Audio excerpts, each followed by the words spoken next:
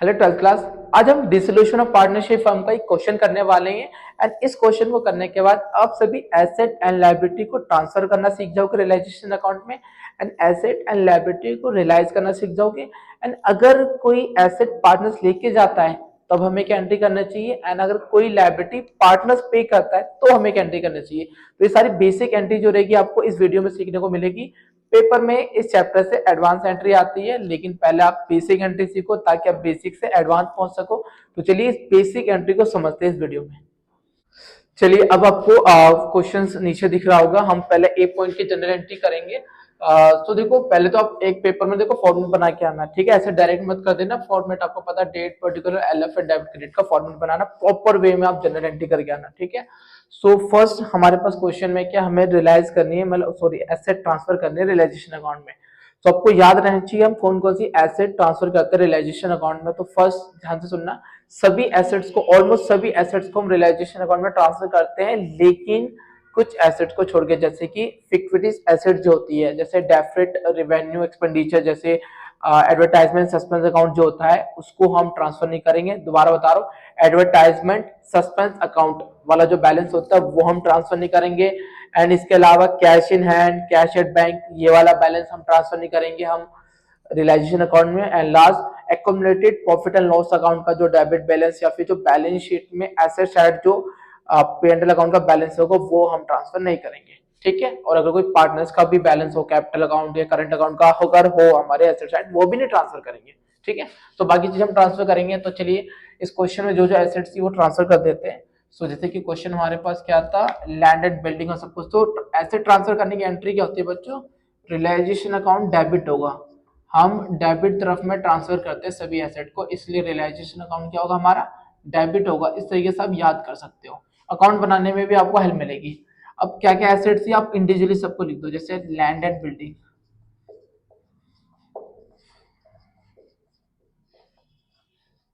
तो इसका बैलेंस कितना हमारे पास 1 लाख है, ठीक है। 1 लाख बैलेंस इसका आ गया। इसके बाद हमारे पास क्वेश्चन में क्या है, इसके बाद क्या हमारे पास क्वेश्चन में गुडविल है, ठीक है। तो गुडविल की वैल्यू कितनी हमारे पास 20,000 है, गुडविल की वैल्यू है 20,000। इसके बाद हमारे पास है प्लांट एंड मशीनरी, ठीक है। उनको भी हम कर देंगे क्रेडिट यहाँ पे, प्लांट एंड मशीनरी अकाउंट, ठीक है। ये कितनी हमारे पास 40,000 है। एंड हम साथ में कर देंगे जो डेटर थे वो भी ट्रांसफर हो जाएंगे, सैंड्री डेटर। अच्छा यहाँ पे ध्यान से सुनना, कभी कभार क्या होता है सैंड्री डेटर का हमारे पास प्रोविजन फॉर डाउटफुल डेब्ट का बैलेंस होता है, वो आप नहीं करोगे, आप ग्रॉस वैल्यू जो होगी वो करोगे, मतलब प्रोविजन को हटा देना, वो लायबिलिटी तरफ चला जाता है, ठीक है। वो डेबिट होता है, ये क्रेडिट होता है। तो ये हमारे पास कितना क्वेश्चन में 20,000 है, तो ये हो जाएगा। एंड एक और एसेट थी हमारे पास स्टॉक, कैश को हम नहीं करेंगे ट्रांसफर, स्टॉक हमारे 15,000, ठीक है। ये हो गए हमारे सारे एसेट्स को हमने क्या कर दिया, ट्रांसफर कर दिया। इनका टोटल कर लीजिए 1 लाख और 1 20, 1 60, 1 60, 1 80, 1 80 और ये 1 95। तो हमारे 1 95 की क्या हो गई, एसेट हो गई, ठीक है। तो नरेशन क्या लिखेंगे हम, नरेशन लिखेंगे एसेट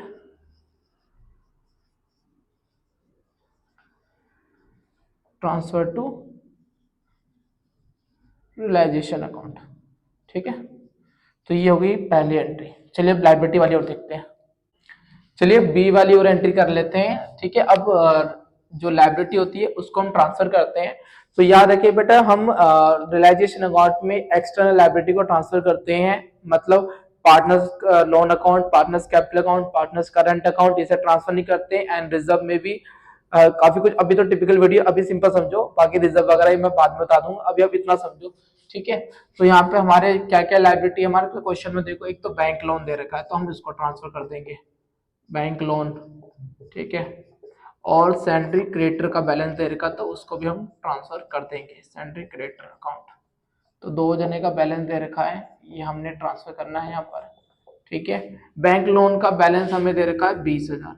देखिए एसेट क्रेडिट होती थी तो लायबिलिटी हमारे यहाँ पे डेबिट होगी, ठीक है। और क्रेडिटर का बैलेंस हमें दे रखा है 8,000, और यहाँ पे कर देंगे टू रियलाइजेशन अकाउंट। टोटल कितना आ जाएगा, 28,000 आ जाएगा, ठीक है, इसकी नरेशन लिख देते हैं हम। हमने क्या करा, लायबिलिटी ट्रांसफर करी है, तो लिख सकते हो आप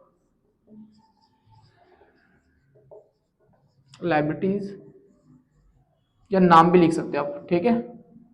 जैसे bank loan and syndicator transfer to realisation account, ठीक है। ये हो जाएगी हमारी बी की, ठीक है।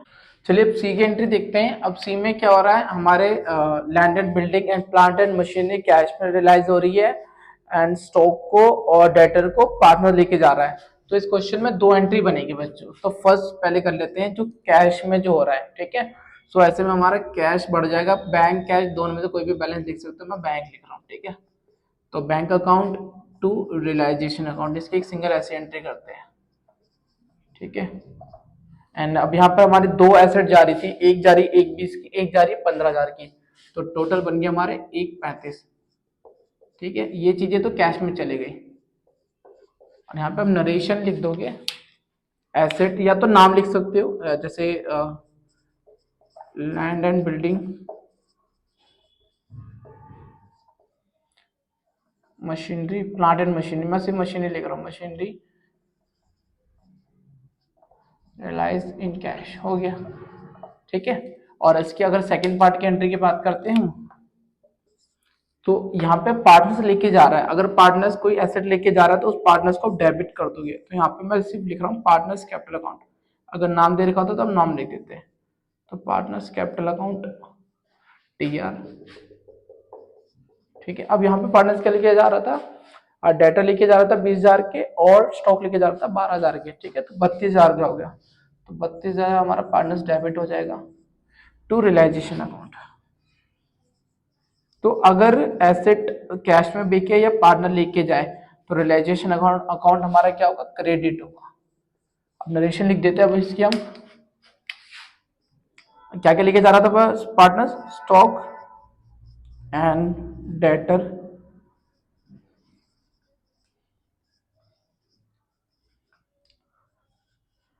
टू कवर बाय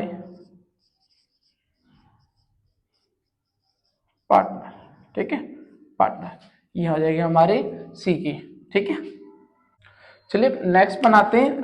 स्क्रीन पे देखिए क्या है नेक्स्ट। अब हमारे पास क्या है, हम रियलाइजेशन एक्सपेंस पेड कर रहे हैं जो कि 200 रुपए का, एंड लोन पे कर रहे हैं जो 20,000 का हमारे क्वेश्चन पे था। तो यहाँ पर सिर्फ बोला पे करा, तो मतलब बिजनेस ने पे करा होगा, ठीक है।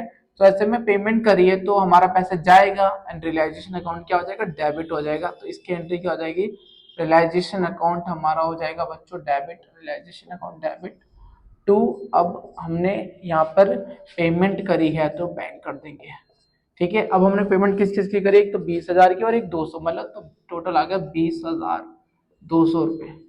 ये हमारा हो जाएगा, ठीक है। नरेशन में आप लिख सकते हो लोन एंड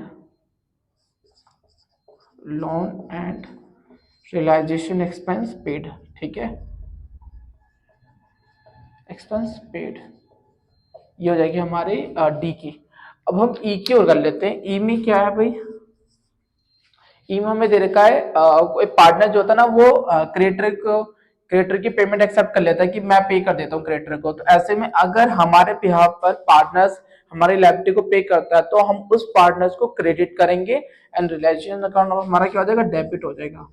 तो इसकी एंट्री हो जाएगी रियलाइजेशन अकाउंट टू जिस पार्टनर्स ने पेमेंट करी हो, ठीक है। नाम देगा तो नाम लिख देना पार्टनर्स कैपिटल अकाउंट, ठीक है। और कितने की पेमेंट एक्सेप्ट करी, 6,000, तो यहाँ पर 6,000 लिख देंगे हम, ठीक है।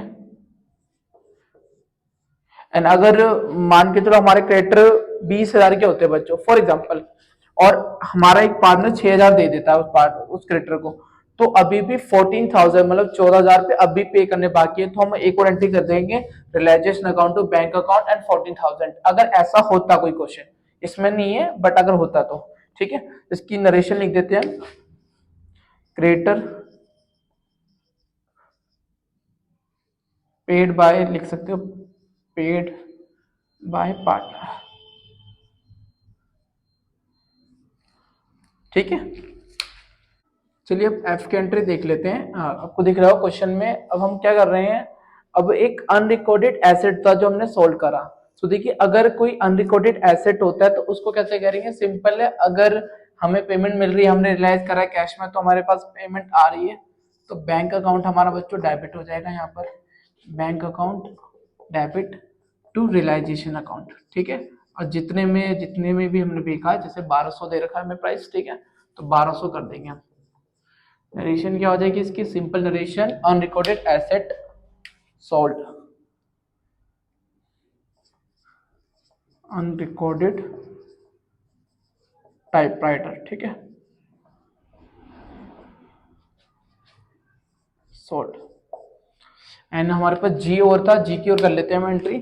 अब यहाँ पे हमारे पास क्रेडिटर थे, ठीक है, हम उसको डिस्चार्ज कर रहे हैं, मतलब क्रेडिटर को पेमेंट कर रहे हैं 10% के डिस्काउंट पे हमें मिल रहा है, तो हम 10% कम दे रहे हैं, ठीक है। क्रेडिटर कितने थे, 20,000 के थे, हम उसे 10% डिस्काउंट दे रहे हैं, तो इसका मतलब क्या होगा, 20,000 का 10% कितना होता है बच्चों, 2,000 होता है। तो 20,000 में से 2,000 गए तो कितने बचे, 18,000, तो 18,000 की हम पेमेंट कर रहे हैं मतलब। तो realisation account debit to bank account, ठीक है। एंड यहाँ पे 18,000 लिख देंगे जितनी हमने पेमेंट करी है, और नरेशन आ जाएगा हमारा, क्रेडिटर डिस्चार्ज एट 10%, ठीक है। तो ये हमारी बेसिक एंट्री रहेगी इस क्वेश्चन की। होपफुली आपको बेसिक एंट्री आ गई होगी। नेक्स्ट वीडियो में हम एडवांस एंट्री करने वाले हैं, तो मिलते हैं नेक्स्ट वीडियो में।